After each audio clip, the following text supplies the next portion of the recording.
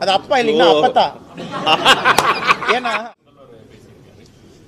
முதலமைச்சருடைய நேற்றைய ஸ்பீச் எப்படி இருந்துச்சுன்னா, இந்த டேடி மம்மின்னு அந்த இங்கிலீஷ் பாட்டெல்லாம் நான் பார்க்க, அவங்க போட்டி இல்லைன்னா பிஜேபி யாரும் அதிகமாக திட்டும் அப்படிங்கிறதா நேற்று நிகழ்வுடைய சிறப்பை சென்னையில் அந்த மைதானத்தில் வச்சிருக்காங்க. அடுத்து ஐயா வைகோ அவர்களை போன்றவர் நேற்று என்னை கொஞ்ச நேரம் திட்டினார். அவருக்கு எவ்வளவு சந்தோஷமோ வைகோ ஐயா அவர்களுக்கு.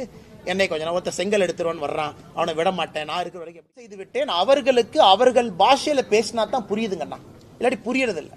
இந்த காதில் வாங்கி இந்த காதில் விட்டுறாங்க. அப்ப இல்லாட்டி நீங்க போய் பிரஸ்ல போய் கேட்டா அண்ணாமலையா யாருன்னே தெரியாது பாரு, அல்லது பிரஸ்காரங்க மைக் நீட்டினா அதெல்லாம் தெரியாது. இவரை பத்தி கேட்டா சினிமா நான் பாக்குறது இல்லையும் பாரு. இரண்டு விதமா அதை பிரிச்சுக்கலாங்கன்னா, காவல்துறையினுடைய நடவடிக்கை அண்ணன் சீமான் அவர்களை பொறுத்தவரை அந்த வீட்டுல ஒட்டினது, அந்த அந்த சம்மன்ஸ் ஒட்டினது, அதெல்லாம் வந்து தென்னரசு ஐயா டெல்லி போகும்போது அதை பத்தி எதுவுமே பேச மாட்டாருங்கண்ணா. ஜிஎஸ்டி கவுன்சில் அதை பத்தி எதுவுமே பேச மாட்டாரு. நம்முடைய நிதியமைச்சர் அம்மா நிர்மலா சீதாராமன் அவங்களை சந்திக்கும் போது எதுவுமே பேச மாட்டாரு. ஆனா சென்னைக்குள்ள வந்து பத்திரிகையாளரை சந்திச்சு அதை பேசுவார். இன்னைக்கே ஜெயிக்காதுன்னு சொன்னா அப்புறம் பிரசாந்த் கிஷோர் அண்ணன் ஒரு வருஷம் கூட வச்சுக்க மாட்டார்ல. அதை கவுண்ட் பண்ணி என்ன சொல்லுவாரு, சாப்பாடு நல்லா இருக்குன்னு சொன்னா தான் சோறு போடுவேன் அப்படின்னு.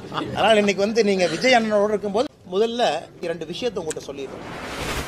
மார்ச் 5ஆம் தேதி நம்முடைய மாண்புமிகு தமிழகத்தினுடைய முதலமைச்சர் ஐயா ஸ்டாலின் அவர்கள் 45 கட்சிகள் அழைச்சிருக்கிறாங்க, அனைத்து அழைச்சிருக்கிறாங்க.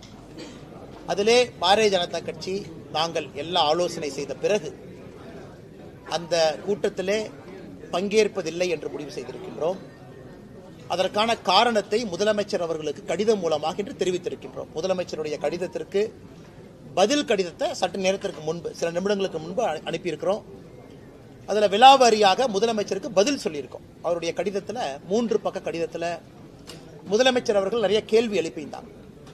நம்முடைய தொகுதி மறுசீரமைப்பு மட்டுமல்ல, மொழி பிரச்சனையிலிருந்து தேசிய கல்விக் கொள்கையிலிருந்து நிறைய கேள்விகள் அதில் இருந்துச்சு. அது எல்லாத்துக்கும் தகுந்த பதில் நாங்கள் அளித்திருக்கின்றோம். அளித்துவிட்டு முதலமைச்சருக்கு அதே நேரத்தில் தெரிவிச்சிருக்கிறோம். ஏன்னா எங்கேயும் கூட எந்த ஒரு மாநிலத்திற்கும் யாரும் அநியாயம் செய்வதாக இல்லை. அதுவும் தமிழகத்திற்கு எப்பொழுதுமே பாரத பிரதமர் நரேந்திர மோடி அவர்கள் அநியாயம் பண்ணவே மாட்டாங்க. அப்படி இருக்கும் பொழுது எதற்காக அனைத்து கட்சி கூட்டத்தை கூட்டியிருக்கிற கேள்வியை நாங்கள் எழுப்பியிருக்கிறோம். அந்த கடிதத்தினுடைய நகல் உங்களுக்கு வந்திருக்கும். அதில் பார்த்தீங்கன்னா எல்லா விஷயம் சொல்லியிருக்கோம். அதில் முதலமைச்சருக்கு சில கேள்விகள் நாங்கள் கேட்டிருக்கோம். எந்த ஆதாரத்தின் அடிப்படையில் நீங்க சொல்றீங்க 848 சீட் ஒதுக்குவாங்க, அல்லது தமிழகத்திற்கு 22 சீட்டு கொடுக்கணும், ஆனால் 10 சீட் தான் கொடுப்பாங்க, எக்ஸ்ட்ரா 12 சீட்டு கொடுக்க மாட்டாங்க, எந்த ஆதாரத்தின் அடிப்படையில், யார் உங்களுக்கு தகவல் கொடுத்தது? ஒருவேளை இவங்க தான் சொன்னாங்கன்னு நீங்க தெரியப்படுத்தினா எங்களுடைய முடிவை நாங்கள் மறுபரிசீலனை செய்ய தயார். நீங்க எதுவுமே இல்லாம உங்க பாட்டுக்கு செயற்கையாக மக்களுடைய அடிப்படை பிரச்சனைகளை பத்தி பேசுறதுக்காக அனைத்து கட்சி கூட்டத்தை கூப்பிடுங்க.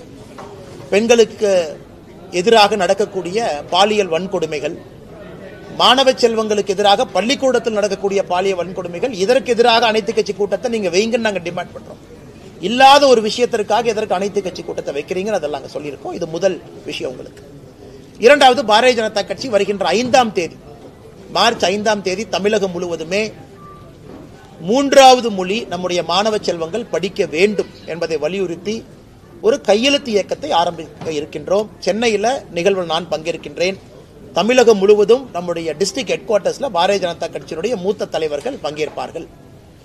அன்னைக்கு ஒரு வெப்சைட்டும் லான்ச் பண்றோம். 2 விதமாக இந்த கையெழுத்து இயக்கம் நடக்கும். இன்னைக்கு காலையில சென்னையில் நம்முடைய தலைமை அலுவலகத்தில் அண்ணன் கரு நாகராஜன் அவர்கள், மாநிலத்தினுடைய துணைத் தலைவர்கள், எல்லா தலைவரோடு சேர்ந்து பத்திரிகையாளர் சந்திப்பு நடத்தியிருக்கிறாங்க.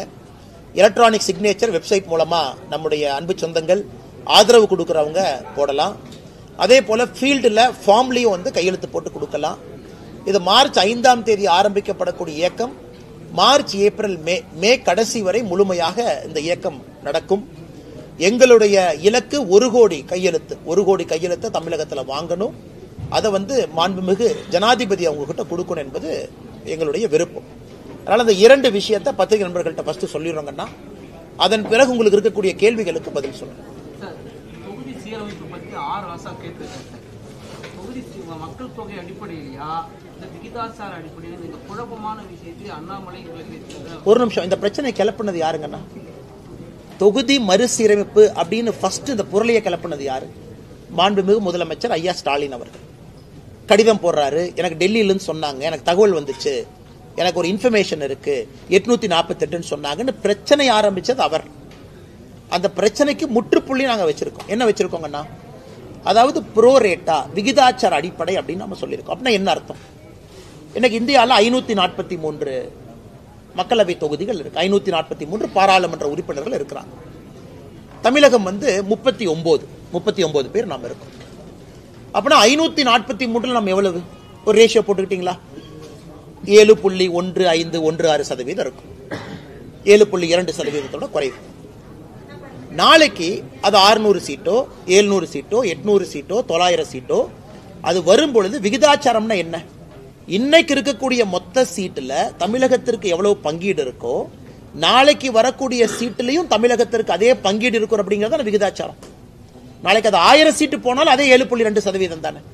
இன்னைக்கு யூபிக்கு இருக்கக்கூடிய மொத்த எம்பிக்கள் 543 எத்தனை சதவீதமோ நாளைக்கு சீட் அதிகமான பிறகு கூட அதே அடிப்படை தானே. இதுதானே விகிதாச்சாரம், இதான ப்ரோரேட்டா. இதை மறுபடியும் குழப்பி ஆர் ராசா அவர்கள் போன்றவர்கள் எல்லா தலைவர்களும் இதையும் புரிஞ்சுக்கலீனா அவங்களுடைய நோக்கம் என்ன? தமிழக மக்களை குழப்பணும், அடிப்படை பிரச்சனையை தமிழகத்தில் பேசக்கூடாது, தமிழகத்தில் சட்டம் ஒழுங்கு சீர்கேடை பத்தி யாரும் பேசக்கூடாது, லஞ்ச லாவணியத்தை பத்தி பேசக்கூடாது, சம்பந்தமே இல்லாத விஷயத்தை பத்தி பேசிக்கிட்டே இருக்கணும். ஒரே நாடு ஒரே தேர்தல் நான் கொண்டு வரும் பொழுது மிக தெளிவாக ஒரே நாடு ஒரே தேர்தல் எப்ப வரும் தெளிவா சொல்லியிருக்கோம். இந்த டேர்ம் முடிஞ்சு 2029 வர இருக்கக்கூடிய பாராளுமன்றத்தினுடைய டேர்ம் அது 2034 முடியும். அது முடியும் பொழுது ஒரே நாடு ஒரே தேர்தல். இவங்க ஒரு வருஷமா ஐயோ ஒரே நாடு ஒரே தேர்தல் வருதாமா, எங்க திமுக ஆட்சி கலைஞ்சிருமா, திமுக ஆட்சி 4 வருஷத்துல இல்லாம போயிருமான்னு இப்படிதான் கதை கட்டிட்டு இருந்தாங்க. பாராளுமன்றத்தில் ஒரே நாடு ஒரே தேர்தல் என்று சொல்லும் பொழுது தெல்ல தெளிவாக எப்படி வரும் அப்படின்னு ஒரு கமிட்டி போட்டு முன்னாள் ஜனாதிபதி அவர்கள் அதற்கு தலைமை ஏற்று ரிப்போர்ட்டை கொடுத்திருக்கோம்.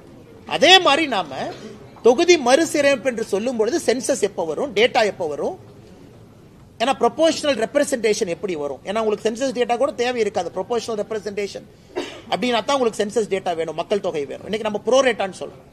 இருக்கக்கூடிய சீட்டு அதே ப்ரோரேட்டா அதே விகிதாச்சார அடிப்படையில் மேல உயரப்போகுது. இது எல்லாம் நாம் சொன்ன பிறகு மறுபடியும் அனைத்து கட்சி கூட்டம் எதற்காக? இதை தெல்ல தெளிவா அமித்ஷாஜி அவர்கள் மட்டுமில்ல, பாரத பிரதமர் நரேந்திர மோடி அவர்கள் 2023 சொன்னாங்க, மக்கள் தொகை அடிப்படையில் தொகுதி மறு சீராய்வு என்ன பண்றோமோ அது இருக்காது, இது காங்கிரஸினுடைய கனவு, மக்கள் தொகை அடிப்படையில் கொடுக்கணும், நாம் அப்படி கொடுக்க போறது கிடையாதுன்னு சொன்னாச்சு. சொன்ன பிறகு மறுபடியும் நீங்க குட்டை குழப்பறீங்கன்னா நீங்க தமிழகத்தில் நடக்கக்கூடிய பிரச்சனையிலிருந்து திசை திருப்புவதற்காக நீங்க ஏமாத்து வேலை செய்றீங்கன்னு தான் அர்த்தம். ஆனா இப்போ கடந்த சட்டமன்ற தேர்தலில் அதிமுக பாஜக கூட்டணி ஒருவேளை வெற்றி பெற்றிருந்தா தமிழகத்தை தரைமட்டம் பண்ணியிருக்கீங்க. பிளஸ் பாஜக அதிமுகவை அடிப்பணியை வைத்து பல திட்டங்களை செயல்படுத்திருக்கு. நேற்று அந்த முதல்வர் பேசியிருக்காரு. முதலமைச்சருடைய நேற்றைய ஸ்பீச் எப்படி இருந்துச்சுன்னா, இந்த டேடி மம்மின்னு அந்த இங்கிலீஷ் பாட்டெல்லாம் நான் பார்க்குறேன்னா எல்லாம் மேடையில் ஏறி ஒருத்தரும் டேடி மம்மி டேடி மம்மின்னு சொல்ற மாதிரி தான் அந்த கூட்டமே இருந்துச்சு. அவரை புகழ் பாடுவதற்காக ஒரு கூட்டம் கேட்டால் பிறந்தநாள் விழா, முதலமைச்சருக்கு பிறந்தநாள் விழாக்கு நாங்களும் வாழ்த்து சொல்லியிருக்கோம். பாரத பிரதமர் ஐயா நரேந்திர மோடி அவர்களும் காலையில் வாழ்த்து சொல்லியிருக்காங்க. முதலமைச்சர் நன்றாக நீடூழி வாழ வேண்டும் என்பது எங்களுடைய விருப்பம், நல்லா இருக்கணும் அவர். ஆனால் ஒரு பிறந்தநாள் விழாவை ஒரு அரசியல் மேடையாக போட்டுக்கிட்டு மேடையில் ஏறி பாரதிய ஜனதா கட்சியை திட்டுறது மட்டும்தான் ஒரே ஒரு வேலை என்று மேடையில் எல்லா தலைவர்களும் வரிசையா பேசினாங்க. அவங்க போட்டி இல்லைன்னா பிஜேபி யாரும் அதிகமா திட்டும் அப்படிங்கறதா நேற்று நிகழ்வுடைய சிறப்பே. சென்னையில் அந்த மைதானத்தில் நடந்த நிகழ்வு. அதனால முதலமைச்சர் அவர்கள் ஆட்சியே முடிய போகுது, இன்னும் ஒரு வருஷத்துல ஆட்சியே முடிய போகுது. இன்னைக்கு உட்கார்ந்து 2021 எலெக்ஷனை பத்தி கதை பேசிட்டு இருக்காரு. முதலமைச்சர் அவங்க கிட்ட 4 வருஷத்துல நீங்க என்ன சாதனை பண்ணீங்கன்னு நேற்று மேடையில் கொடுத்திருக்கணும்ல. ஐயா முதலமைச்சர் அவர்களுக்கு 72வது பிறந்தநாள் விழா கொண்டாட்டத்தின் பொழுது பாருங்க 4 வருஷம் நாம் வந்த பிறகு தமிழகத்தில் பாருங்க சட்டம் ஒழுங்கு இப்படி இருக்கு, பெண்களுக்கு எதிரான வன்கொடுமைகள் 10% குறைஞ்சிருக்கு, இப்படித்தானே பேசுவாங்க. முதலீடுகள் இவ்வளவு கொண்டு வந்திருக்கேன், இதுதான் 4 வருஷம் கழிச்சு நான் பேசி பார்த்திருக்கேன். முதல் முறையா ஒரு முதலமைச்சர் 2021 எலெக்ஷன் இப்படி நடந்திருந்தா அப்படி நடந்திருந்தா அப்படின்னு சொன்னாலே முதலமைச்சர் அவர்களுக்கு ஆட்சி செய்வதற்கு விருப்பம் இல்லை, ஏதாச்சும் ஒரு கட்சியை குறை சொல்ல வேண்டும், அது மட்டும் தன்னுடைய விருப்பமா வச்சிருக்காங்க. அடுத்து ஐயா வைகோ அவர்களை போன்றவர் நேற்று என்னை கொஞ்ச நேரம் திட்டினார். அவருக்கு எவ்வளவு சந்தோஷமா வைகோ ஐயா அவர்களுக்கு என்னை கொஞ்ச நேரம் ஒருத்த செங்கல் எடுத்துருவான்னு வர்றான், அவனை விட மாட்டேன், நான் இருக்கிற வரைக்கும் எப்படி செங்கல் எடுப்பான். அரசியல்ல சில தலைவர்கள் ஏன் ரிட்டையர் ஆகணும் அப்படிங்கிற உதாரணம் ஐயா வைகோ அவர். அந்தந்த வயசு வரும்போது ரிட்டையர் ஆயிடும், ஆகலின்னா அந்த பிரச்சனை வரும்.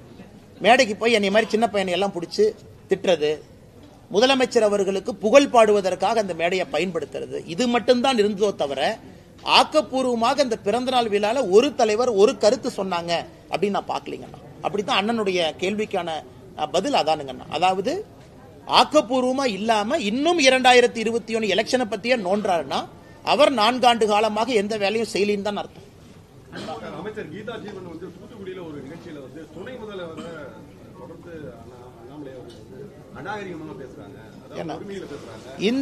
இந்திய அரசியல் வரலாற்றுல அநாகரிகமாக பேசக்கூடிய ஒருவர் இருக்கிறார் அப்படின்னா நம்முடைய துணை முதலமைச்சர் மதிப்புக்குரிய ஐயா உதயநிதி ஸ்டாலின் அவர்கள். நான் அந்த பழைய விஷயத்தெல்லாம் பெண்கள் இருக்கிறாங்க, எங்க சகோதரிகள் இருக்கிறாங்க, நான் பேச ஆரம்பிச்சா தவறா போயிருங்க. அம்மையார் சசிகலா அவங்களை பத்தி என்ன சொன்னாங்க, அண்ணன் எடப்பாடி அவர்களை பத்தி என்ன சொன்னாங்க, ஐயா மோடி அவர்களை பத்தி என்ன சொன்னாங்க, மோடி அவர்களை 29 பைசா மோடி, எத்தனை விஷயம் சொல்லிக்கிட்டே போலாம். இன்னைக்கு நான் முடிவு செய்து விட்டேன், அவர்களுக்கு அவர்கள் பாஷையில பேசினா தான் புரியுதுங்கண்ணா, இல்லாட்டி புரியறது இல்லை. இந்த காதுல வாங்கி இந்த காதுல விட்டுறாங்க. அப்ப இல்லாட்டி நீங்க போய் பிரஸ்ல போய் கேட்டா அண்ணாமலையா யாருன்னே தெரியாது பாரு, அல்லது பிரஸ்காரங்க மைக் நிட்டுனா அதெல்லாம் தெரியாது, இவரை பத்தி கேட்டா சினிமா நான் பாக்குறது இல்லையும் பாரு. இதுதான் அவருடைய பதில். இது அநாகரிகமான பதில். இப்படித்தான் தொடர்ந்து நடந்து கொண்டிருக்கிறது. இன்னைக்கு அவர்களுடைய பாஷையில நான் பேச ஆரம்பித்திருக்கேன். வேற வழி இல்லை, மக்களுக்கு தெரியணும் எவ்வளவு அநாகரிகமாக அதிகாரத்தை கையில் வைத்துக் கொண்டு நடந்து கொள்கின்றார்கள் என்று. அதனால் கீதா ஜீவன் அவர்களுக்கு ஏற்கனவே அங்கே பாரதிய ஜனதா கட்சிக்கும் அக்கா கீதா ஜீவன் அவர்களுக்கும் பெரிய பிரச்சனையாய் அவர்கள் இன்னைக்கு சத்துணவு கூடத்தில் அழுகன முட்டையை போடுற கீதா ஜீவன் அவர்கள் அரசியல் நாகரிகத்தை பத்தி எனக்கு பேசுறது தான் வியப்புக்குரியதா இருக்கு. அதுக்கு என்னைய பத்தி அவங்க சிந்திக்கிற நேரத்தில் கீதா ஜீவன் அவர்கள் ஒரு அரசு பள்ளியில போய் சத்துணவுல குழந்தைகளுக்கு நல்ல முட்டை கிடைக்குதான் அந்த நேரத்தை செலவிட்டாங்கன்னா குழந்தை செல்வங்களுக்கு நல்ல ஒரு மதிய உணவு கிடைக்கும். மத்திய அரசை கண்டிப்பா இன்னைக்கு நாளைக்கு வைகோ கூட்டம் பெரம்பலூர்ல போராட்டம் நடத்தாங்க. யாருன்னே பண்றாங்க? வைகோ அதிமுக வைகோ உங்களுடைய திட்டங்களை எதுதான் சொல்றாங்க நீங்க? அண்ணா அவர் பேசுங்கண்ணே, அவர் என்ன வேணாலும் பேசட்டும். அவர் ஒன்றுமே இல்லை. உங்களுக்கு தெரியும் வைகோ ஐயாவுடைய நிலைப்பாடு உங்களுக்கு தெரியும். அதாவது தமிழகத்தினுடைய தீய சக்தி திமுகன்னு சொன்னவர், அவர் உயிரோடு இருக்கும் வரை சாதிக் பாஷா அது இது 2G ஊழல் அவர் பேசினதில் எடுத்து நீங்க ரீல போட்டு பாருங்க. அவ்வளவு பேசிய வைகோ அவர்கள் இன்னைக்கு என்ன சொல்றாங்கன்னா, அவர் உயிரோடு இருக்கும் வரை தமிழகத்தில் திமுக ஆட்சி யாரும் அகற்ற முடியாதுங்கிறார். வைகோ ஐயா நல்லா இருக்கணும், அவர் 150 வருஷம் வாழனது வேறங்கண்ணா. அதனால ஏற்கனவே சொல்லி இருக்கின்றோம், வைகோ ஐயா கண் முன்னாடி 2026 திமுகவினுடைய ஆட்சி இல்லாம போகாது. வைகோ ஐயாவும் பார்க்கத்தான் போறாங்க. ஏன்னா இவ்வளவு பெரிய ஒரு தலைவர், தனிப்பெரும் தலைவர் வைகோ ஐயா அவர்கள் திமுக கட்சிக்கும் முதலமைச்சர் அவர்களுக்கும் புகழை பாடக்கூடிய கோர்ட்டில் ஒரு குமாஸ்தாவாக மாறி இருப்பது ஒரு வேதனைக்குரிய வருந்தத்தக்க ஒரு விஷயங்கள். நேற்றைய தினம் நாம் தமிழர் கட்சி சீமான் அவர்களுடைய விசாரணை இரண்டு விதமாக பிரிச்சுக்கலாங்கன்னா, காவல்துறையினுடைய நடவடிக்கை அண்ணன் சீமான் அவர்களை பொறுத்தவரை அந்த வீட்டில் ஒட்டினது, அந்த அந்த சம்மன்ஸ் ஒட்டினது, அதெல்லாம் நடந்து கொண்ட விதம் ஏற்புடையது அல்ல. ஏன்னா ஒரு புகார் வந்திருக்கு, காவல்துறை விசாரிக்கணும். புகார் வந்திருக்கு, சீமான் அவர்கள் ஒத்துழைக்கணும், அது எந்த மாற்று கருத்து இல்லைங்கன்னா. புகார் வந்திருக்கு, விசாரித்த பிறகு சார்ஜ் ஷீட் போடணும். அதெல்லாம் காவல்துறைக்கு முழு அதிகாரம் இருக்கு. ஆனா நான் ஒரு சம்மனை ஒட்டினேன், சம்மனை யாரோ ஒருத்தர் கிழிச்சாங்க, அதனால அவரை நான் தூக்கிட்டு போனேன், அவரை போலீஸ் ஸ்டேஷன்ல போய் அவங்க என்னை அடிச்சாங்கன்னு போலீஸ் நானே கம்ப்ளைண்ட் கொடுத்தேன், எனக்கு அது ஏதோ ஒரு இடத்துல தமிழகத்தினுடைய காவல்துறை தன்னுடைய அதிகாரத்தை தவறாக பயன்படுத்துகின்றார்களோ என்கின்ற ஐயம் எனக்கு ஏற்பட்டுச்சு. ஏன்னா சம்மனை பொறுத்த வரைக்கும் எக்ஸ்பிளைன் பண்றாங்க. ஏன்னா பல பேர் பல கருத்துக்கள் சொல்றாங்க. சம்மன்கிறது என்ன அப்படின்னா, ஒரு காவல்துறை அதிகாரியோ ஒரு கோர்ட்டோ யாராவது நான் விசாரிக்கணும், அவங்கள்ட்ட ஒரு இன்ஃபர்மேஷன் இருக்கு, நான் கேதர் பண்ணணும் அப்படின்னா சம்மன் பண்ணி வர சொல்லுவாங்க. நீங்கள் நானும் தொடர்ச்சியா அந்த சம்மனுக்கு போகல, முதல் சம்மன் கொடுப்பாங்க போகல, இரண்டாவது சம்மன் கொடுப்பாங்க போகலைன்னா அது கோர்ட் மூலமாக வாரண்டா மாறும், அது பிடி வாரண்டாக மாறும். அப்ப கண்டிப்பா போடும். இன்னைக்கு சம்மன்ஸ் எப்படி ஆகி போச்சுனாங்கன்னா, எந்த விதத்திலும் அனுப்பலாம், இமெயில் அனுப்பலாம், வாட்ஸ்அப்ல அனுப்பலாம். சீமான் அவர்களை போன்ற அரசியல் தலைவர்கள் எங்க இருந்தாலும் அந்த லோக்கல் கான்ஸ்டபிள் மூலமா மேடைக்கு சர்வ் பண்ணலாம். அவர் கிருஷ்ணகிரி தர்மபுரி பக்கத்தில் இருக்காருன்னா அங்க போய் சர்வ் பண்ணலாம். ஸோ வீட்டு வாசல்ல சர்வ் பண்றது எனக்கு புரியலீங்கன்னா, வீட்டுக்குள்ள போய் சீமான் அவர்கள் மனைவி கையில அந்த சம்மனை கொடுக்கலாம், அதான் முறை. வீட்டுக்குள்ள யார் இருக்காங்க அவங்க கையில சம்மனை கொடுத்து கையெழுத்து வாங்கி போட்டோ எடுத்துட்டு போவாங்க, நான் சம்மன் கொடுத்துட்டேன், நான் சம்மன் கொடுத்த பிறகு தப்பிச்சுட்டு போறாங்க அப்படின்னா அது வாரண்டா மாறும். இதுல எனக்கு ஆச்சரியம் என்னன்னா, கேட்ல ஒட்டுறது. கேட்ல யார்ட்ட ஒட்டுவாங்கன்னா, ப்ரொக்ளைம்ட் அஃபெண்டர் மேலதான் கேட்ல ஒட்டுவாங்க. அதாவது தேடப்படக்கூடிய குற்றவாளி கேட்ல ஒட்டுவாங்க, நான் பார்த்திருக்கேன். கோர்ட்டு வந்து ஒருத்தரை குற்றவாளின்னு சொல்லி எஸ்கேப் ஆயிட்டாங்க, அவங்கள வீட்டு வாசல்ல ஒட்டுவாங்க, P1 சொல்லுவாங்க, ப்ரொக்ளைம்ட் அஃபெண்டர். ஒரு சீமான் அவர்களுக்கு வீட்டு வாசல்ல ஒட்ட வேண்டிய அவசியம் இல்லை என்பது என்னுடைய கருத்து. சரி, ஒட்டியாச்சு, அதை கிழிச்சிட்டாங்க. எப்ப அதை ஆக்ட் பண்ணணும்னா, அடுத்த நாள் சீமான் அவர்கள் 11 மணிக்கு வரல அப்படின்னா தான் காவல்துறை நடவடிக்கை எடுக்கணும். ஏன்னா நான் வீட்டுக்கு வந்தேன், நான் சம்மன் ஒட்டிட்டேன், காலைல 11 மணிக்கு வரணும்னு நான் சொல்லியிருக்கேன், நீ சம்மனை கிழிச்ச என்னமோ பண்ணிட்ட, அப்ப கிழிச்ச ஆளுக்கு தெரியும் 11 மணின்னு, அப்ப நீ சீமான் அவர்கள்ட்டையோ அவங்க துணைவியாருக்கோ அவங்க நண்பர்களுக்கோ சொல்லியிருக்கணும். அடுத்த நாள் 11 மணிக்கு வரல அப்படின்னா நடவடிக்கை. அப்புறம் அவங்க இன்ஃபர்மேஷனை பார்த்து தானே கிழிச்சிருப்பாங்க. அதனால எனக்கு காவல்துறை நடந்து கொண்ட விதம், பத்திரிகையாளர்கள்ட்ட காவல்துறை நடந்து கொண்ட விதம், ஏன்னா யாரோ ஒருத்தர் அந்த பாதுகாவலர் ஒரு கன் எடுக்கிறார், நானும் பார்த்தேன், எக்ஸ் சர்வீஸ்மேன் கன் எடுக்கிறாங்க, அந்த பத்திரிகை நண்பர்கள் நீங்களும் படம் பிடிக்க போறீங்க, அங்கெல்லாம் தேவையில்லாத பல விஷயங்கள். அதனால் தமிழகத்தினுடைய டிஜிபி முதலமைச்சர் அவர்கள் சீமான் அவர்கள் மீது நடவடிக்கை எடுக்கணுமா, ஆதாரப்பூர்வமா, அதை எடுத்துக்கங்க. ஏன்னா அவரும் தனி மனிதன் தான், விசாரணை பண்ணணுமா, அவருக்கு எந்த எக்ஸம்ஷனும் கிடையாது, அவரு விசாரணைக்கு போகணும், எல்லாம் ஓகே. நடந்து கொண்ட விதம் எனக்கு ஏற்புடையதா இல்லைங்கண்ணா. சாமானிய மனிதனுக்கும் இது நடந்தால் என்ன ஆகுங்கிறத நான் பார்த்தேன். இத்தனை நாளா சீமான் வந்து அந்த பாலியல் இது நடக்கலன்னு சொல்லி சொல்லியிருந்தாரு. நேற்றைய தினம் வந்து விருப்பப்பட்டு வந்தான்னு சொல்லி. அண்ணா அதுக்குள்ள நான் போலி விரும்பலிங்கண்ணா, அது எனக்கும் அதுக்கும் சம்பந்தம் இல்லாத ஒரு விஷயங்கண்ணா. வீரப்பனுடைய மகள் இருக்காங்க, ஆமாங்கண்ணா, வந்து காவல்துறை அவங்கள தனிமையில அதை தடுத்திருக்காங்க, அதுக்கு ஒரு சின்ன கைகலப்பு நடந்திருக்கு, அதை எப்படி பாக்குறீங்க? அவங்க என்ன சொல்லியிருக்காங்க பேட்டியில, இந்த மாதிரி என்னை ஆரம்பத்துல இருந்தே தடுத்துட்டு வர்றாங்க, பள்ளியில ஆகட்டும், கல்லூரியில ஆகட்டும், அரசியல் ஆகட்டும், இன்னைக்கு இங்கேயும் தடுக்கிறாங்க அப்படின்னு சொல்லி ஒரு பதிவு வச்சிருக்காங்க. இதை எப்படி பாக்குறீங்க? நான் இந்த பதிவு எப்படி பாக்குறேன்னா, சீமான் அவர்கள் இந்த விஷயத்தை பத்தி என்ன பேசுறாங்க அதை பத்தி நான் கருத்து சொல்ல விரும்பல. அது காவல்துறை அவர்கள் விசாரணை எடுக்கணும், நடவடிக்கை பண்ணணும், தப்பு நடந்திருந்தா நியாயம் கொடுக்கணும், அது வேறங்கண்ணா. நான் முதல்ல இருந்து அந்த பாயிண்ட்டுக்குள்ளேயே போலீங்கண்ணா.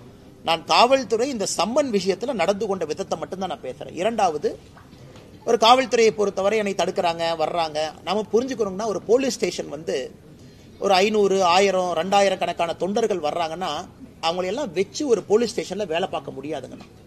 ஒரு காவல்துறைக்கு எல்லோரையும் தடுப்பதற்கான உரிமை இருக்கு. காரணம், லா அண்ட் ஆர்டர் அவங்க மெயின்டைன் பண்ணும், ரோட்டை மறிச்சு உட்காரலாம், லா அண்ட் ஆர்டர் கைவிட்டு போகலாம், எமோஷனல் கேடர்ஸ் இருப்பாங்க, பேரிகேட்ஸ் போடுவாங்க. அதை பத்தி எனக்கு கருத்து இல்லைங்கண்ணா. என்ன நடந்துச்சு, எவ்வளவு போலீஸ் டிப்ளாய் பண்ணியிருந்தாங்க, அதை பத்தி நான் சொன்னா தவறா போயிடும்.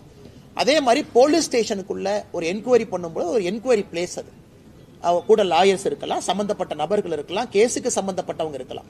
இல்ல நான் கூட ஒரு 10 பேர் போவேன், 20 பேர் போவேன், 30 பேர் போவேன், அது போலீஸ் ஸ்டேஷனா இருக்காது, வேற மாதிரி மாறி இருக்குண்ணா. அதை தடுப்பதற்கும் காவல்துறைக்கு உரிமை இருக்கு. ஆனா இந்த கேஸை பொறுத்த வரைக்கும் காவல்துறை ஆரம்பத்திலிருந்து கடைசி வரை நேர்மையாக நடந்துக்கிறாங்க அப்படிங்கறத நம்ம பார்க்க முடியும். அதை பொறுத்து அந்த கேஸே நேர்மையா நடக்குதான்னு சொல்ல முடியும். அதனால் காவல்துறை நேர்மையாக ஒளிவு மறைவு இல்லாம டிரான்ஸ்பரண்டா நடந்தாங்கன்னா நாளைக்கு எல்லோருக்கும் காவல்துறையின் மீது நம்பிக்கை வரும். நிதியமைச்சர் தங்கம் தென்னரசு நேற்று பேட்டியில சொல்லியிருக்காரு, மத்திய அரசு வந்து மாநிலங்களுக்கான ஒதுக்கீடை மேலும் குறைக்கிறதுக்கு நீங்க பிளான் பண்றாங்க அப்படிங்கிற மாதிரி சொல்லியிருக்காரு. தங்கம் தென்னரசு ஐயா டெல்லி போகும்போது அதை பத்தி எதுவுமே பேச மாட்டாருங்கண்ணா. ஜிஎஸ்டி கவுன்சில் அதை பத்தி எதுவுமே பேச மாட்டாரு. நம்முடைய நிதியமைச்சர் அம்மா நிர்மலா சீதாராமன் அவங்களை சந்திக்கும் போது எதுவுமே பேச மாட்டார். ஆனா சென்னைக்குள்ள வந்து பத்திரிகையாளரை சந்திச்சு அதை பேசுவார். அப்படி குறைக்கிறதுக்கு முயற்சி எடுக்கிறோம்னா எதுல குறைக்கிறதுக்கு முயற்சி எடுக்கிறோங்கன்னா, இன்று நம்முடைய கடிதம் முதலமைச்சருக்கு எழுதிய கடிதத்தில் குறிப்பிட்டிருக்கோம், ஐயா 10 ஆண்டு காலம் யூபிஏ காலகட்டத்தில், 10 ஆண்டு காலம் என்டிஏ காலகட்டத்தில் தமிழகத்திற்கு கொடுக்க வேண்டிய நிதி 5 மடங்கு அதிகமா வந்திருக்கு. டெவல்யூஷன் கிராண்ட் ஹெட்ல மட்டும் 5 டைம்ஸ் மோர் கொடுத்திருக்கோம். அப்படி இருக்கும் பொழுது எந்த ஆதாரத்தின் அடிப்படையில் தமிழகத்திற்கு நிதி கம்மியா வருதுன்னு சொல்றீங்கிற நம்ம கோடிட்டு காட்டியிருக்கோம் எல்லாமே. அதனால தங்கம் தென்னரசு ஐயா அவர்கள் இல்ல குறைச்சிருக்காங்கன்னா எந்த ஹெட்ல குறைக்கிறோம், ஏன் குறைக்கிறோம் அப்படிங்கிற விவரத்தை சொல்லட்டும், நாங்க பதில் சொல்றோம். மக்காச்சோளத்துக்கு 1% செஸ் வரி அதிகப்படுத்திருக்காங்க சார். அது வந்து வியாபாரிகள் வந்து மக்காச்சோளத்தை கொள்முதல் பண்ற விவசாயிகள்கிட்ட அந்த வரியை சேர்த்து வாங்குறாங்க சார். அது சம்பந்தமாகவும் அந்த மக்காச்சோளத்தை பொறுத்த வரைக்கும் ஒரு அடிப்படை பிரச்சனை என்ன அப்படின்னாங்கன்னா, இன்னைக்கு இந்தியாவில் வந்து ஒரு பகுதியில் மக்காச்சோளம் நிறைய விளையுது, மத்திய பிரதேஷ். ஒரு பகுதியில் மக்காச்சோளம் நமக்கு வேணும், நம்ம பகுதியில் விளையுது, மத்திய பிரதேஷ் கொஞ்சம் அதிகமாக விளையுது. ஸோ மக்காச்சோளம்ங்கிறது நம்ம குறிப்பாக நம்முடைய கால்நடைகளுக்கு அதிகமாக நம்ம பயன்படுத்துகிறோம். ஆடு, கோழி, தீவனங்கள் எல்லாமே மக்காச்சோளம் பேஸாக வச்சு. இன்னைக்கு பிரச்சனை என்னன்னாங்கன்னா, சவுத் அமெரிக்காவிலிருந்து வரக்கூடிய மக்காச்சோளத்தினுடைய விலை இந்தியாவிலிருந்து வரக்கூடிய மக்காச்சோளத்தினுடைய விலையை விட குறைவா இருக்கு. சவுத் அமெரிக்காவிலிருந்து நீங்க மக்காச்சோளத்தை வாங்குறீங்கன்னா கப்பல் மூலமா, அது போர்ட்டுக்கு வரும்போது அதே மக்காச்சோளத்தை நீங்க எம்பியிலிருந்து தமிழ்நாட்டுக்கு கொண்டு வந்தீங்கன்னா சவுத் அமெரிக்காவிலிருந்து வர மக்காச்சோளம் இதை விட குறைவா இருக்கு. ஸோ நிறைய நம்முடைய நண்பர்கள் நாமக்கல்ல சார்ந்தவங்க, கோழி பண்ணை வச்சிருக்கிறவங்க, தீவனம் வச்சிருக்கிறவங்க எல்லாம் என்ன சொல்றாங்கன்னா, எங்களுக்கு வட அமெரிக்காவிலிருந்து வரக்கூடிய மக்காச்சோளத்தை அனுமதி கொடுங்க அப்படின்னு. ஸோ நாம் ஒரு வரி போட்டிருக்கோம். ஏன்னா வந்து ஒரு மற்ற நாட்டினுடைய மக்காச்சோளம் மொத்தமாக நம்ம நாட்டை வந்து ஃபிளட் பண்ணும் பொழுது நம்ம விவசாயிகளுக்கு பிரச்சனை வரும். ஏன்னா அவங்க டம்ப் பண்ணுறாங்க. ஒரு வட அமெரிக்காவுடைய மக்காச்சோளம் பார்த்தீங்கன்னா நாட்டுக்குள்ளே டம்ப் பண்ணுறாங்க. ஸோ அதனால் இந்த மார்க்கெட் மெக்கானிக்ஸில் தொடர்ந்து நாம் அந்த வரி வச்சு தான் பேலன்ஸ் பண்ணுறோம். அதே நேரத்தில் இவர்களுக்கான முட்டுவலியும் அதிகமாகக்கூடாது, குறிப்பாக வந்து தீவனங்களுக்கான முட்டுவலியும். ஸோ நம்மை பொறுத்தவரை யாருக்கும் பாதிப்பு ஏற்படக்கூடாது. அதே நேரத்தில் உள் ஊரில் இருக்கக்கூடிய மக்காச்சோள விளைவிக்கிறவங்களுக்கு, ஏன்னா பிரச்சனை என்னங்கன்னா அவ்வளவு கோழிகள், முட்டைகள், கறிக்கோழிகள், பண்ணைகள் வந்து தமிழகத்தில் அதிகமாக இருக்கு. நாமக்கல்ல இருந்து நீங்க பார்த்தீங்கன்னா சங்ககிரி இந்த பகுதி எல்லாமே நிறைய இருக்கு. அதனால தொடர்ந்து வரக்கூடிய பிரச்சனைங்கன்னா அவங்க சொல்லும் போதெல்லாம் அப்பப்போ நாங்கள் பேலன்ஸ் பண்ணி கொடுப்போம். இன்னைக்கு அது மறுபடியும் அவர்களுக்கு பிரச்சனையா இருக்கு அப்படின்னா அதற்கு என்ன உதவி தேவையோ நாங்கள் செஞ்சு கொடுக்குறோம். மாநில அரசு அந்த கரெக்டுங்கண்ணா. ஏன்னா மாநில அரசுக்கும் இதே பிரச்சனை இருக்குங்கண்ணா. நான் எனக்கு ரெண்டு பேர்த்தையும் நான் நேரடியாக குறை சொல்ல விரும்பல. அதனால ஏன்னா நம்ம மத்திய அரசு சார்பாக நாமளும் உள்ள டியூட்டி போட்டிருக்கோம் உள்ள வரும் பொழுது. அதனால நான் நேரடியாக குறை சொல்ல விரும்பலைங்கன்னா எங்க இதனால முயற்சி எடுத்து மாநில அரசு குறைக்க முடியும் என்று இருந்தால் கண்டிப்பாக நாங்கள் ரெக்வஸ்ட் பண்றோம். மத்திய அரசினுடைய நோக்கம் வட அமெரிக்காவுடைய மக்காச்சோளம் மார்க்கெட்டை ஃபிளட் பண்ணக்கூடாதுங்கிறது நம்முடைய நோக்கம். அதில் ஏற்கனவே போன ஆண்டு ஹெல்ப் பண்ணோம். இந்த ஆண்டும் தேவைன்னா மத்திய அரசு கவனத்துக்கு எடுத்துட்டு போய் உதவி பண்றோம். ஆனால் திருமாவளவன் அதே மீட்டிங்ல என்ன சொல்லியிருக்காருன்னா மாநில சுயாட்சிக்கு, மொழிக்கு, அரசியலமைப்புக்கு எதுக்குமே பாதுகாப்பு இல்லைன்னு சொல்லி பதிவு பண்ணிருக்காரு. திருமாவளவன் ஸ்கூலுக்கு மட்டும் பாதுகாப்பு இருக்கு. நாங்க வந்து திருமாவளவன் ஸ்கூல் நடத்துறாரு, சிபிஎஸ்சி நடத்துறாருன்னு நைட்டோட நைட்டாங்கன்னா ஆளை மாத்துறாரு. இந்த ஸ்டேஷன்ல ரவுடிகள் ஆளை மாத்துற மாதிரி நைட்டோட நைட்டா கரஸ்பாண்டா இருந்தவரை ட்ரஸ்ட்ல ஒருத்தரை போட்டு அவங்ககிட்ட கரஸ்பாண்டன்ட் கொடுத்துட்டு நான் அப்படியே ரோட்ல நடந்து போயிட்டு இருந்தேன், என் கையை பிடிச்சி அவங்களே இழுத்துட்டு போய் இந்த ஸ்கூல்ல கரஸ்பாண்டன்டாருன்னு சொன்னாங்க, அதனால நான் கரஸ்பாண்டன்டா இருக்கேன். எத்தனை நாளைக்கு இந்த கம்பி கட்டுற கதையை, திருமாவளவன் சொல்லக்கூடிய கம்பி கட்டுற கதையை எத்தனை நாளைக்கு தமிழக மக்கள் கேட்டுக்கிட்டே இருப்பாங்கன்னா? இவர் வந்து மொழிக் கொள்கைக்கு ஆதரவு அப்படின்னு சொன்னாங்கன்னா எதுக்கு இவரு சிபிஎஸ்இ ஸ்கூல் நடத்துறாரு? அப்புறம் அடுத்தது சொல்றாரு சிபிஎஸ்இ ஸ்கூலே ஆரம்பிக்கல, சும்மா தான் என் பேரை போட்டாங்க. பத்திரிகை நண்பர்கள் காட்டுறீங்கன்னு போட்டோ பாருங்கன்னு நீங்களே போய் ரிப்பன்லாம் கட் பண்ணி குழந்தைங்களா இருக்காங்க. இல்லப்பா அது 10 குழந்தைங்க தான் இருந்தாங்க, ஃபுல்லா ஸ்கூல் ஆரம்பிக்கல. இந்த மாதிரி தொடர்ந்து பொய்யை மட்டும் பேசக்கூடிய திருமாவளவன் அண்ணனுக்கு என்ன பதில் நான் சொல்றதுங்கண்ணா? எனக்கு திருமாவளவன் அண்ணன் அவர்கள் நன்றாக புரிந்து கொள்ள வேண்டும். இன்னைக்கு அவர் ஒரே ஒரு மனசாட்சிப்படி ஒரு பதில் சொல்லட்டுங்கண்ணா. தமிழகத்துல கடந்த 10 ஆண்டு காலமாக தாய்மொழி தமிழ் மொழிக்கு உலக அளவில் மோடி அவர்கள் அங்கீகாரம் தேடி கொடுக்கலையா அப்படிங்கறதுக்கு பதில் அவர் சொல்லட்டும். அவர் சொல்லட்டும். பாராளுமன்றத்தில் எங்கேயாச்சும் நாம தமிழ் மொழிக்கு அவமரியாதை செய்திருக்கின்றோமா சொல்லட்டும். கலாச்சாரத்துக்கு அவமரியாதை செய்திருக்கின்றோமா சொல்லட்டும். எதுவுமே இல்லாம அரசியல் காரணத்திற்காக அண்ணன் பேசுறாருன்னா எப்படி பதில் சொல்றதுங்கண்ணா? பிரசாந்த் கிஷோர் ஒரு அறிவிப்பு கொடுத்திருக்காரு சார். 2026 தேர்தலில் விஜயோட கட்சி தனித்து தான் போட்டிடுன்னு சொல்லி அறிவிப்பு கொடுக்கல. ஒரு தனியார் தொலைக்காட்சி இன்டர்வியூ எடுக்கும்போது சொல்லியிருக்கின்றார். அண்ணா கரெக்டுங்கண்ணா, சொல்லணும்லண்ணா. இன்னைக்கே ஜெயிக்காதுன்னு சொன்னா அப்புறம் பிரசாந்த் கிஷோர் அண்ணன் ஒரு வருஷம் கூட வச்சுக்க மாட்டார்ல. அதை கவுண்ட் பண்ணி என்ன சொல்லுவாரு, சாப்பாடு நல்லா இருக்குன்னு சொன்னா தான் சோறு போடுவேன் அப்படின்னு. அதனால இன்னைக்கு வந்து நீங்க விஜய் அண்ணனோட இருக்கும்போது சாப்பாடு நல்லா இருக்குன்னு சொல்லணும், சோறு போடணும்லண்ணே.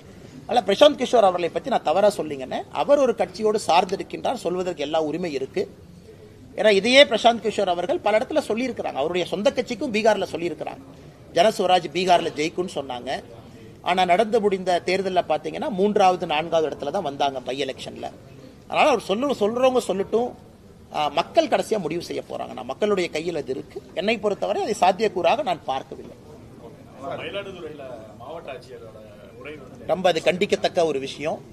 ஏன்னா ஒரு கிரிமினல் சட்டத்தில் பாத்தீங்கன்னா நம்ம ஒரு ஐபிசி பீனல் கோட் இன்னைக்கு பிஎன்எஸ் ஒரு கிரைமை வந்து 3 ஏஜா பிரிப்பாங்க. 8 வயசு, 8லிருந்து 12 வயசு, 12லிருந்து 18, 16 அது மாறுதுங்க டிபெண்டிங் ஆன் த ரேட்.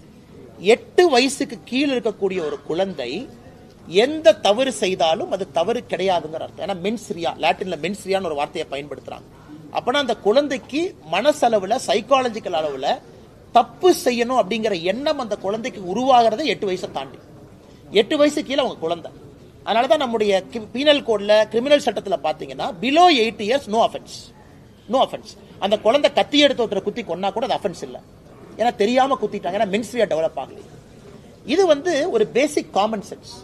ஒரு ஐஏஎஸ் படித்து விட்டு ஒரு மாவட்டத்தினுடைய ஆட்சியராக இருக்கக்கூடிய அதிகாரி ஒரு 3.5 வயசு இருக்கக்கூடிய குழந்தை பாலியல் வன்கொடுமையில் அந்த குழந்தை மாட்டியிருக்காங்க. அந்த குழந்தை மாட்டினதுக்கு காரணம் அந்த குழந்தையினுடைய நடவடிக்கை சரியில்லை, அந்த குழந்தை அவங்களை இன்சல்ட் பண்ணாங்க, அதனாலதான் அந்த குழந்தையின் மீது பாலியல் வன்கொடுமை நடத்தப்பட்டதுன்னு சொன்னதை வன்மையா கண்டிக்கிறோம். அதே நேரத்தில் மாநில அரசை நான் பாராட்டுறேன். காரணம், உடனடியாக அந்த மாவட்டத்தினுடைய ஆட்சியரை மாத்தினான். அது ரொம்ப முக்கியம். ஏன்னா மெசேஜ் கொடுக்கணும். ஒரு மாநிலத்தினுடைய அரசு இது போன்ற அதிகாரிகள் தவறு செய்யும் பொழுது உடனடியா மெசேஜ் பப்ளிக் கொடுக்கணும்.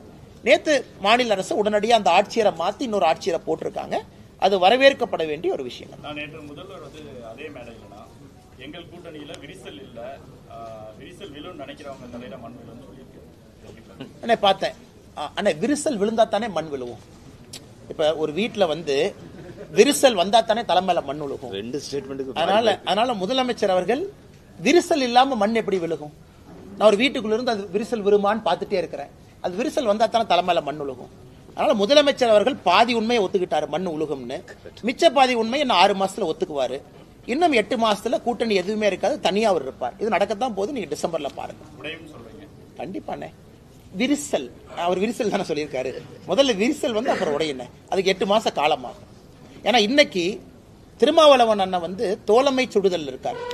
அதாவது வந்து முதலமைச்சர் கொஞ்சம் பேசினா கூட லைட்டா பேசணும், அடுத்து நான் வந்து புகழ் தரணும்னு சொல்லிட்டு தோழமை சுடுதல் தான் இன்னைக்கு இருக்குங்கண்ணா. நீங்க வைகோ ஐயாவை நல்லா யோசிச்சு பாருங்க. அவர் எப்பொழுதுமே ஒருத்தரை புகழ்ந்தாருன்னா 1 வருஷம் கழிச்சு திட்டுவார். அது வைகோ ஐயாவுடைய பேட்டர்ன். அது என்டிஏவுக்கு அதே தான் நடந்தது, அடல் பிகாரி வாஜ்பேயிக்கு அதே தான் நடந்தது, பிஜேபிக்கு அதே தான் நடந்துச்சு. இன்னைக்கு ஐயா மு.க. ஸ்டாலின் அவர்களுக்கு அதே தான் நடக்க போகுது. அதனால வைகோ ஐயா அவர்கள் 2025-26 ஜனவரியில ஃபார்முக்கு வருவார். அதுக்கு நான் காத்துக்கிட்டு இருக்கேன். ஆனா இப்ப தர்மபுரி மாவட்ட பொறுப்பாளர் திமுக ஐஏஎஸ் ஐபிஎஸ் அதிகாரிகள் வந்து ஆனா இந்த திமுகவை பொறுத்த வரைக்குங்கன்னா இந்த மாவட்ட செயலாளர் பதவி வந்தோன்னா உங்களுக்கு என்ன ஆகி போயிருதுன்னா அந்த மாவட்டத்தினுடைய குறுநில மன்னன் அவங்களே பட்டம் சூட்டிக்கிறாங்க. திமுக மாவட்ட செயலாளர் நான் தான் குறுநில மன்னன். இந்த மாதிரி மாவட்டத்தினுடைய ஆட்சியர் எஸ்பி எவனா இருந்தா எனக்கு என்ன எங்கிட்ட வந்து பேசிட்டு போங்க யான்.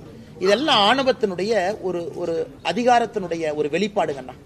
அந்த ஆணவத்தினுடைய வெளிப்பாடு தான் அந்த தர்மபுரியில திமுகவுடைய மாவட்ட செயலாளர் பேசிய பேச்சு கட்சி மீட்டிங்ல. திமுக அழிய ஆரம்பித்து விட்டது, மக்களே அவங்களை வெளியே அனுப்பிடுவாங்க அப்படிங்கறதுக்கு சான்று தான் இது. வருகின்ற காலத்துல அவங்களுக்கு தெரியும் ஆணவத்தை எப்பொழுதும் ஜனநாயகத்துல மக்கள் ஏற்றுக்கொள்ள மாட்டார்கள்.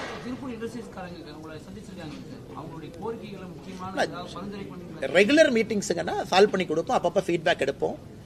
நிறைய இஷ்யூஸ் இருக்குங்கன்னா மைக்ரண்ட் லேபரர்ஸ் ப்ராப்ளம் இருக்கு, அவர்களுக்கு தேவையான ஹவுசிங் ஃபெசிலிட்டி பிரச்சனை, இம்போர்ட் டியூட்டி காட்டன் 11% இருக்கு, எல்டிசி கண்ட்ரி 5.5%, நிறைய இஷ்யூஸ் இருக்குங்கன்னா தொடர்ந்து செஞ்சுக்கிட்டு இருக்கோம். ஏன்னா டெக்ஸ்டைல் வந்து டைனமிக் செக்டருங்கண்ணா. 3 மாதத்துக்கு முன்பு இருந்த பிரச்சனை இன்னைக்கு வேற பிரச்சனையா இருக்கும், இன்னும் 6 மாசம் கழிச்சு பேசினா புது பிரச்சனையா இருக்கும். அதனால அடிக்கடி நம்முடைய மாவட்டத்தினுடைய ஆற்றல் மிகுந்த தலைவர்கள், இதற்கு முன்பு அண்ணன் செந்தில்நாதன் அவங்க இருந்தாங்க, இப்ப அண்ணன் ஸ்ரீனிவாசன் அவங்க இருக்கிறாங்க, கூட எல்லாம் எங்களுடைய மாநிலத்தினுடைய நிர்வாகிகள் எல்லாம் இருக்கிறாங்க. தொடர்ந்து அவங்க பேசிட்டே இருக்காங்க. திருப்பூரை பொறுத்த வரைக்கும் it's a very dynamic place. அதனால நீங்க பேசிக்கிட்டே இருக்கணும், அந்த பிரச்சனை எடுத்துட்டு போகணும், சால்வ் பண்ணிட்டே இருக்கணும்னா காரணம் டெக்ஸ்டைல் மாதிரி ஒரு டைனமிக் செக்டர் இல்லைங்கண்ணா. ஒரு சின்ன காட்டன் வழியில பிரச்சனை வந்தா இங்க பிரச்சனை வரும். அதனால ரொட்டீன் ஃபீட்பேக், நிறைய விஷயங்கள் எங்களால் செய்து கொடுக்க முடியும், செய்து கொடுக்கும்.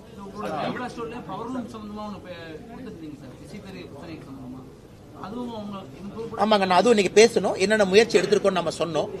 பாரத் டெக்ஸ் ஃபேர்ல நம்ம பிரதமர் மோடி ஐயா சொல்லியிருக்காங்க அடுத்து என்ன பண்ண போறோம், என்ன செய்ய போறோம்னு. குறிப்பா உங்களுக்கு அந்த டஃப்ட் ஸ்கீம் திரும்ப வரணும், அதெல்லாம் பேசிருக்கோங்கன்னா 100% செஞ்சு கொடுப்போம். தமிழ்நாட்டுடைய கலை கலாச்சாரத்தை இந்த திமுக அழிக்க பார்க்குது அப்படின்னு சொல்லிட்டு இந்த பகுதி, அதாவது ஆதிச்சநல்லூர் கீழடி போல வந்து இங்கேயும் அகழ்வாராய்ச்சி பண்ணணும் அப்படின்னு சொல்லிட்டு காவுத்தம்பாளையம் கிராமத்தில் கிட்டத்தட்ட 600 நாட்களாக தொடர்ந்து. ஆனா நாங்க எங்க ஆதரவு கொடுத்தோங்கன்னா எங்க ஆதரவு கொடுத்திருக்கோம். ஆதரவு கொடுத்தது மட்டும் இல்லாம நம்முடைய மத்திய அரசுக்கு எழுதியிருக்கோம். மத்திய அரசு பதில் என்ன போட்டிருக்காங்கன்னா, இதை வந்து மாநில அரசு முன்னெடுக்கணும், மாநில அரசு முன்னெடுத்த பிறகு நாங்கள் வருகின்றோம் சொல்லியிருக்காங்க. இது ரொம்ப ஆச்சரியம் என்னன்னா, அந்த கிராமத்து மக்கள் வந்து கிட்டத்தட்ட 700 நாளாங்க, அன்னைக்கு 600 நாட்களை தாண்டி தொடர்ந்து இருக்காங்க.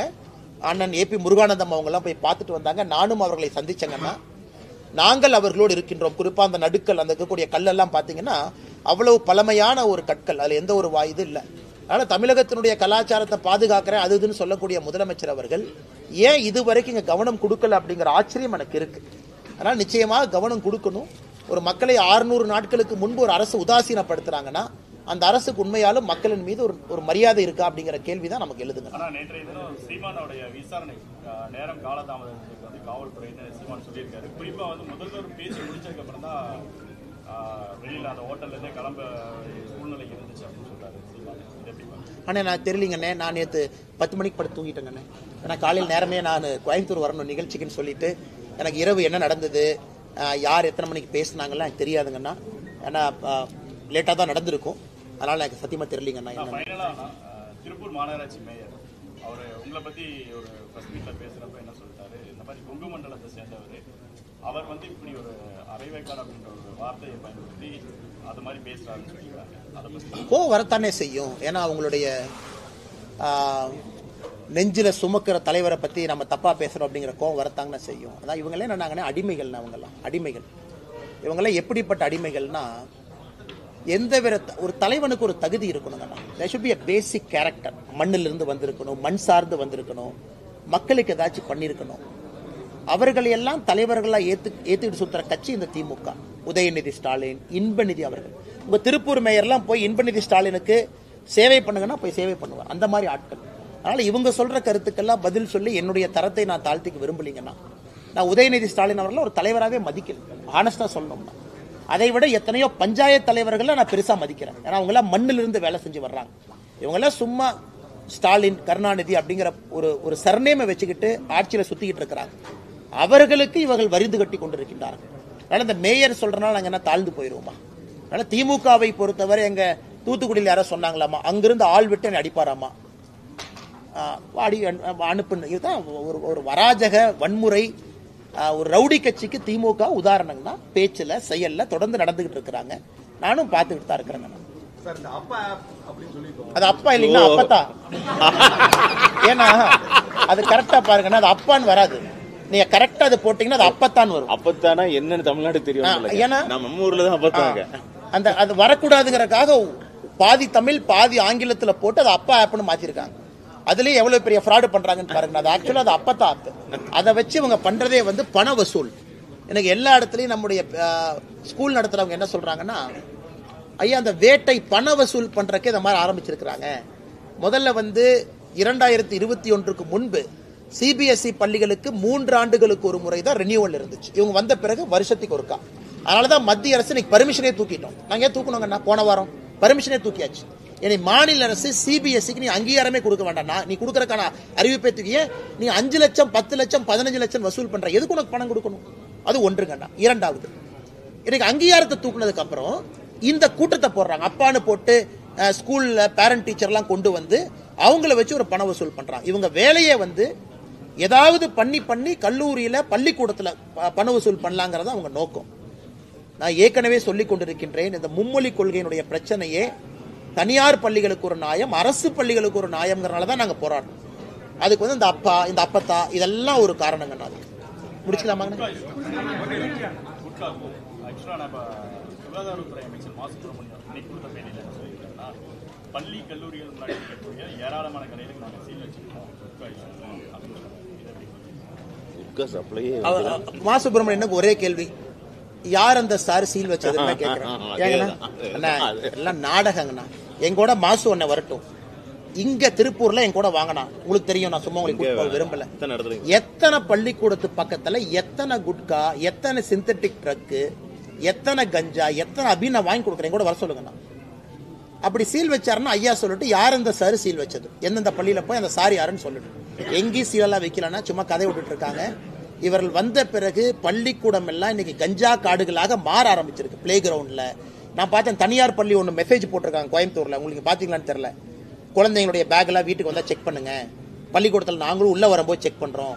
இந்த அளவுக்கு குழந்தைகள் மீது சந்தேகத்தை ஏற்படுத்தக்கூடிய ஒரு பள்ளி கல்வித்துறையை அவங்க நடத்திக்கிட்டு இருக்காங்க. பல்லடத்துல 3 பேர் கொலை சம்பவத்தில் இப்ப வரைக்கும் 14 தனிப்படைகள் அமைச்சு இப்ப வரைக்கும் வந்து குற்றவாளிகளை கைது பண்ண முடியாம காவல்துறை. அண்ணா நம்முடைய திருப்பூர் மாவட்டத்தினுடைய தலைவர் உட்பட அந்த கையெழுத்து இயக்கம் போயிட்டு இருக்குங்கன்னா, 15ஆம் தேதிக்கு மேல ஆளுநரை அவங்க சந்திக்க இருக்கிறாங்க. சப்மிட் பண்ண கையெழுத்தெல்லாம் கொடுத்து சிபிஐ என்கொயரி கேட்க போறோம். சமீபத்தில் பார்த்த நம்முடைய இன்னொரு சமுதாயத்தை சார்ந்த ஒருத்தரை கொண்டு வந்து ஸ்டேஷன்ல வச்சு டார்ச்சர் பண்ணி அவங்கள வெளியே வந்து ஒரு பெரிய போராட்டம் பண்ணிட்டு இருந்தாங்க. இது வேங்கை வயல் மாதிரி இந்த பிரச்சனையில யாரோ ஒருத்தரை கூப்பிட்டு மிரட்டி அவங்ககிட்ட கன்ஃபெஷன் வாங்கி இதை முடிக்க பாக்குறாங்க. அதனால் எங்களை பொறுத்தவரை சிபிஐ விசாரணை மட்டும்தான் தீர்வுன்னு நினைக்கிறோங்கன்னா, முதலமைச்சருக்கு நாங்கள் எழுதின கடிதம் அங்கே இருக்குங்கன்னா அது உங்களுக்கு கொடுத்துட்றோம். ஏன் நாங்கள் அனைத்து கட்சி கூட்டத்துக்கு வரமாட்டோம் அப்படின்னு சொல்லி ஒரு 6-7 பக்கத்துக்கு கடிதம் எழுதியிருக்கோம். அதில் எல்லாம் நாங்கள் குறிப்பிட்டிருக்கோம். முதலமைச்சர் சொன்ன விஷயத்துக்கு எல்லா பாயிண்ட்டுக்கும் பதில் சொல்லியிருக்கோம். அதையும் பத்திரிகை நண்பர்களோட ஒரு காப்பி கொடுத்துட்றாங்கன்னா உங்களுக்கு சாஃப்ட் காப்பி இருக்கும், நீங்கள் பயன்படுத்திக்கலாம். நன்றிங்க. தேமலை கவுண்டன் பாளையம் இதே மாதிரி ஒரு 10க்கும் மேற்பட்ட வழக்குகள் வந்து வெஸ்ட் ஜோன்லேயே இருக்குன்னு சொல்லி. உண்மைதாங்கண்ணா. குறிப்பாக வெஸ்ட் ஜோனில் எனக்கு தெரிஞ்சு நான் ஒரு ஸ்பாட்டுக்கு போனாங்கன்னா நாமக்கல் பக்கத்தில் இதே மாதிரி ஒரு இடத்துல 2 பேர் வீட்டில் அடித்து கொண்டாங்க. அப்புறம் தோட்டத்தில் நள்ளிரவில் 1, 2, 3 பேர் கொலைகள் நிறையா இருக்குது. எனக்கு தெரிஞ்சு 10 வழக்குகள் என்பதே குறைவு. அதனால தான் நாங்கள் ஸ்ட்ராங்காக அதுக்கு போராட்டம் பண்ணது, ஸ்பாட்டுக்கு போனது. ஏன்னா இது காப்பி கேட்ட மாதிரி நடக்குது. 3 மாதத்துக்கு ஒரு முறை வெஸ்ட் ஜோனில் குறிப்பாக தோட்டத்து வீட்டில் இரவில் தனியாக இருக்கிறவங்கள பார்த்து ஒரு கேங் டார்கெட் பண்ணிருக்காங்க. தொடர்ந்து இது நடக்குது. அதனால் நீங்கள் சொல்வது உண்மைதான். இதை காவல்துறை கம்பீரமாக எடுத்து இதற்கான தீர்வு கொடுக்கணுங்க.